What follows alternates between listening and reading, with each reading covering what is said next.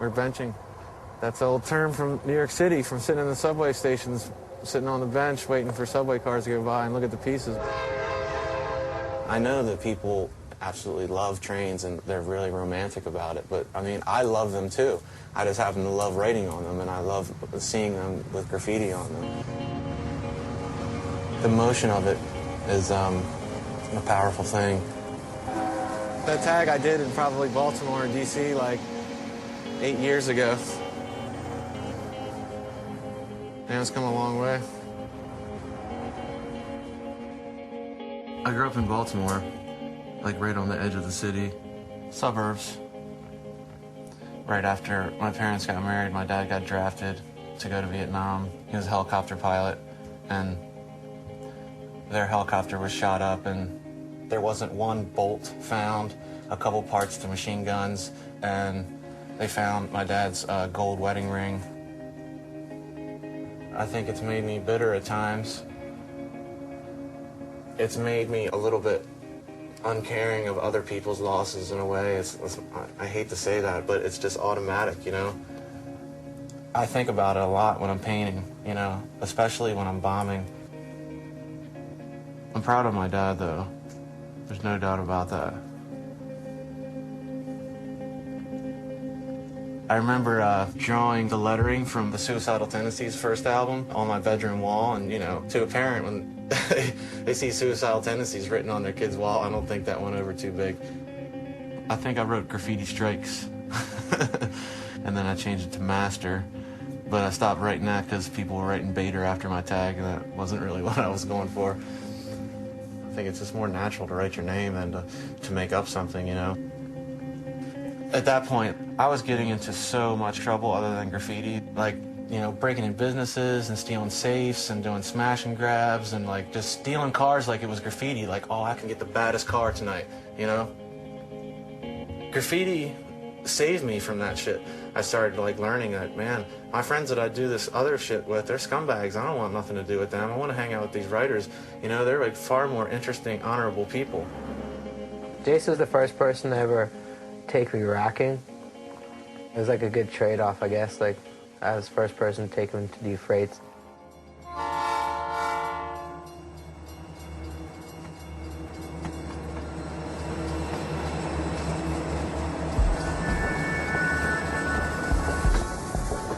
If you're a train cop in a certain city, you know, everyone painting freights, they're obviously not doing it while the train's in motion. It's only stopped in, like, this handful of places, so cops started to, like, you know, just happen by those spots in the middle of the night just in case. And, like, one time, I remember I was with Evade. I just did the outline of a J, and I hear a cop car, like, just mobbing down the tracks at us. They stopped the car and, like, freeze, put your hands up. Fuck that. I jumped up on this fence. And the whole top of the fence just snapped and off. His dog jumped on Evade. He just climbs up on top of the shed. And jumped on this garage. Just launches over. Like, my foot fell through the roof. Boom, gets up, runs again. Bam. Made tons of noise. Fucked up these people's roofs. We were hiding behind a car in a driveway. Someone came up to their door. Hey, what the fuck are you doing with my car? The cop immediately stopped, jumped out. It was on again. Had to jump a fence, ran through this yard. I was running through one yard. He was running through another. We were running, like, literally, like, next to them. There was, like, some woman in her nightgown making, like, a snack in her kitchen with her back door open, and Evade, like, runs right past her. Hey, how's it going? She's like, what the fuck? You know? We hid for a few hours. In case something like this happened, I'd take my hair down. I'd just look like a totally different person because the hair is, like, down to here. I walked back to the car, went and picked up Evade. It's a full moon, and I see the silhouette of a long-haired Jace. Dude, come on. He may not come home one night. Usually he comes back in the morning, but, you know, those are good nights, right?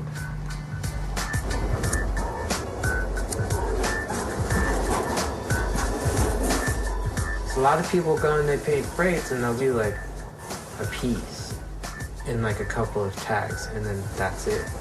That's, like, the appetizer for him.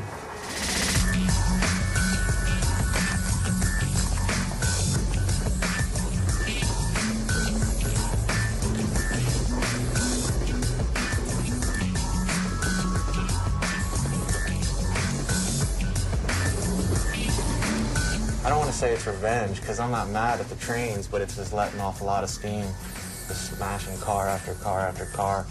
and it's like I'm at war with the train, you know? When I've done every single thing in the yard, I feel so satisfied, you know? It's like the best feeling, like I'm not wasting my time. It all counts. You can't be at a train crossing without seeing a line go by without at least a couple of throw-ups from him. 9 times out of 10, you're gonna see at least a JE like hollow up there. And people would like bet money on seeing a Jace throw up on, you know, at least one of those cars that every line goes by. If you're gonna think about freights, you're thinking about Jace. You can't have every train. It's physically not possible. But you can have like one car on every train, or you can have one thing at every place where they keep trains. I want to be up in this whole country, not just one city or 2 cities at the same time. It's pretty rare now if I see a train go by and I don't got to throw up on it, but it does happen. There's other people that can do it. No one's done it, and it's going to take you a long fucking time. I know that. 100 cars a night. 300, 400, maybe 500 cars a week. And I did it for 5 years, 6 years, 7 years, 8 years, 9 years, 10 years. I mean, it gets up there to like 30, 40, 50,000 throw-ups. It adds up very quickly.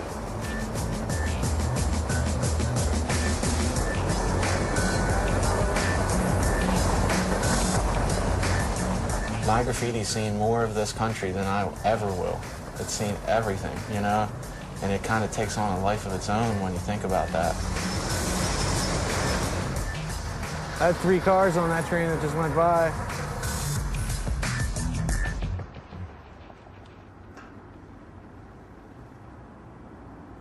First of all, the obstacle is getting in with all your supplies. You have to be aware of who's around you, who's going to call the police on you. If there's sensors, you know, you don't go in there slipping.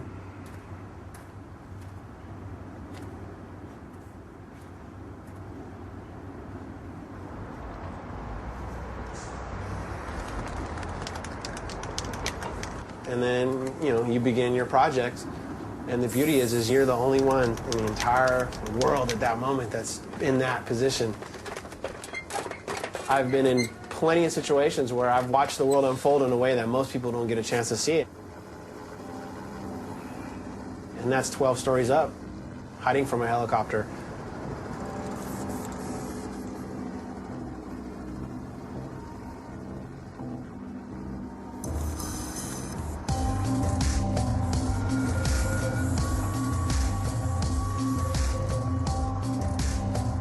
When you're that high up and you're that visible and you're doing something so big, they pretty much can see you from a mile away, possibly. So there's a person in there looking, and he has infrared if he wants it. Oh, holy shit, your heart's pounding, and that voice inside of you that tells you not to do it, the guilt and the fear that's inside of you, your stomach turns into knots. It scares the shit out of me. I'm constantly like paranoid and fear of my own life. Those times, you know, on that 6-inch ledge where I just slipped, and it's like I've been there too many times. But if you don't do it, you don't succeed, and someone else got the spot, someone else got the fame.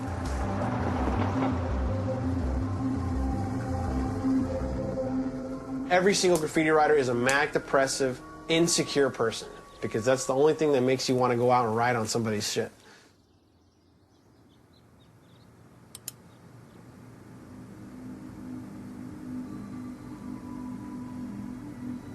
You know, Satan's, to me, his anger stems from his separation anxiety from God, and this is what this painting's called, separation anxiety. At this moment, I got him at his weakness for the love of God. I'm not trying to be goth, I'm not trying to be satanic. These things just come out of me, and I just paint them. Another Satan, but I think I need to paint another angel now to balance it out. Sometimes my imagination just kind of goes away with me. My dreams haunt me relentlessly. Terrible, terrible nightmares. I will wake up in this kitchen, you know, freaking the fuck out, or moving paintings in my sleep, or these weird spider dreams that are just ruthless. And, you know, I actually made a little spider and put it next to my bed so that it kind of is like my little spider protector and things. Graffiti flourishes where it's the worst, in the darkest places. You see things that you're not supposed to see. I mean, the amount of homeless sex that I've seen on the street is ridiculous. You're painting. What are you going to do? Leave because this idiot's going to go fuck right next to you and smoke crack and shit? No, you're going to keep painting, so you paint, you know? I've seen dudes coughing up tuberculosis, coughing up lung matter as he's walking along to go die in a fucking piss corner somewhere. There's plenty of dilapidated people out there that need somebody to pray for them. I mean, you know. On the other hand, people are in that position maybe because they deserve it or maybe because they made the wrong choices. Life is a dark fucking place. It's beautiful in the same token. A lot does grow in the dark.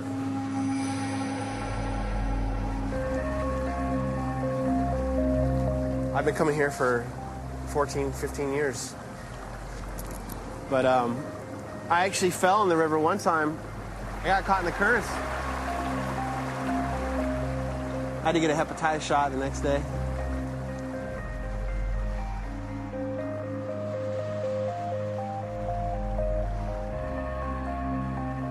This place can be very dangerous at times.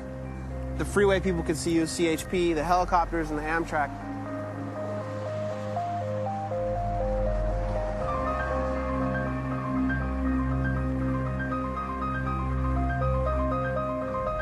It's a strange place. It's just kind of like some no man's land. A lot of texture, I guess.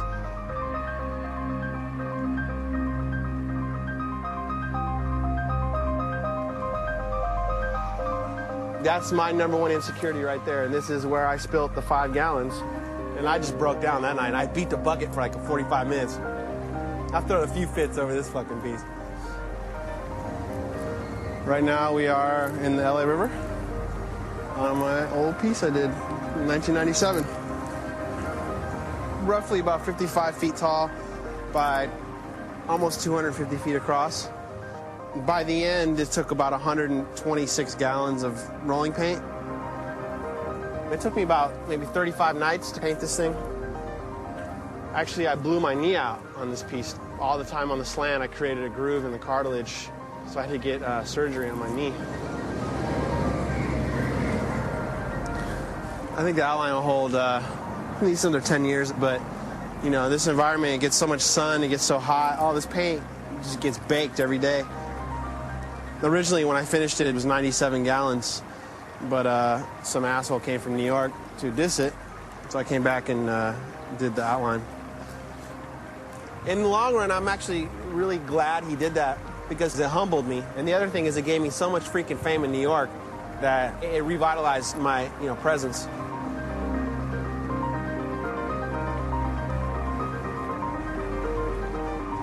I wish it looked like it did the day I finished it, but I guess it's a blessing that it's still even here at this point,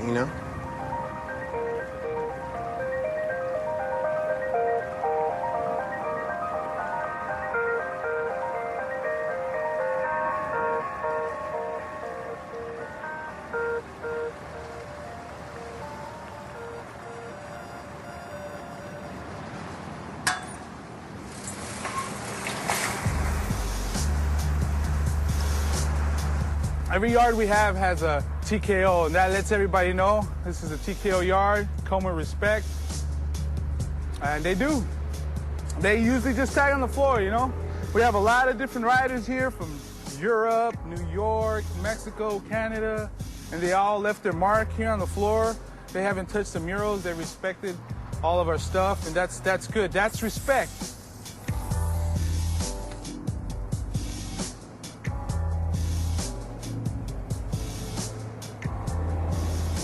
That's my homeboy over. He was he's a young kid, 21. Earlier this year, he was murdered while we were helping try move her stuff. They fired one shot to the chest. And, I was trying to hold his chest in because